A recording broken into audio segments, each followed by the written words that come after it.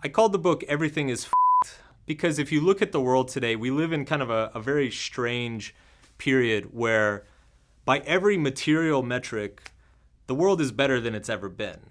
We're living longer, we're healthier, we're wealthier, we have more technology, we're curing diseases and stuff. Like, it's actually better to be alive than it has been at any other point in human history.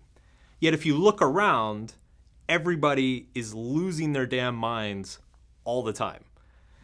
They're losing it politically, socially. If you go on Twitter, you think the apocalypse is coming.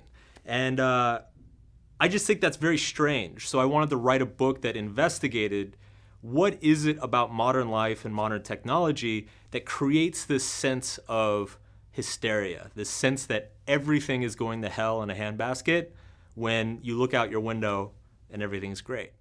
So when writing a book about hope, you actually have to start at a place without hope.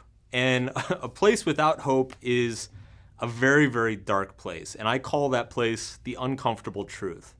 And the uncomfortable truth basically says that on a cosmic scale, based on everything we know about the universe, we are so insignificant and exist for such a tiny period of time that it's hard to rationalize how anything we do in our life matters at all. Why do anything? It's not gonna matter anyway. I'm just gonna die. Everybody I love is gonna die. Who cares? I find that most of our deepest personal problems occur when we get stuck in that question, in that truth. And really the purpose of building hope, building a vision for your life, finding purpose is all about finding a reasonable answer to that question. What am I here for? What can I do that matters with the small amount of time that I'm alive? How can I affect my life or somebody else's life in a positive way? And that is the starting point of pretty much every decision we make throughout our lives. One of the most common questions I get is, why a book about hope? People seem to think today that everything is everything is, the world is going to hell, society is going to hell. We're constantly exposed to all these awful things going on. And as a result of that, I think it's creating a vision of hope for ourselves more difficult in today's world. So I wanted to write a book that didn't necessarily give people hope, but analyzes and investigates that deep desire to find hope. Because I think that desire to find hope is actually more complicated than we give it credit for. We tend to think of hope as this universally good thing. We all want it, we all want to keep it. But like many things in life, I think there's a dark side to hope. And so I wanted to write a book that was very honest about that. One of the first questions when it comes to hope is the idea of self-control. We all need to feel as though we have control over our own actions and our own lives in order to generate some sense of hope for ourselves. The problem is that a lot of us don't have control over ourselves or over our own lives. And so this creates a psychological dilemma. Our mind kind of needs to convince itself that has way more control than it actually does.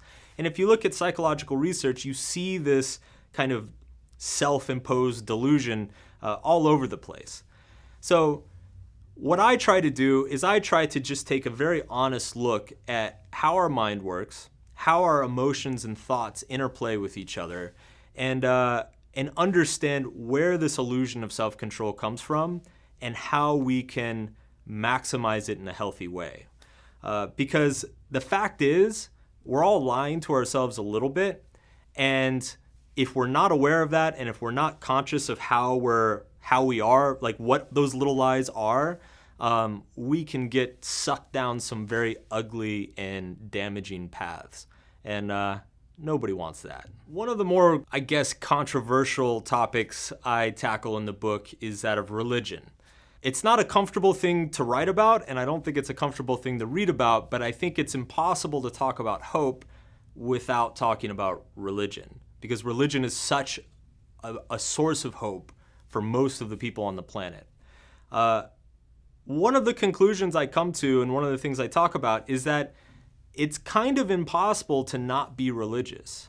Like, even if you're atheist, even if you're agnostic, you still have to put your faith into some moral or ethical code. You still have to believe that something is important and worthy of your time and attention, even if you don't have any evidence that it is.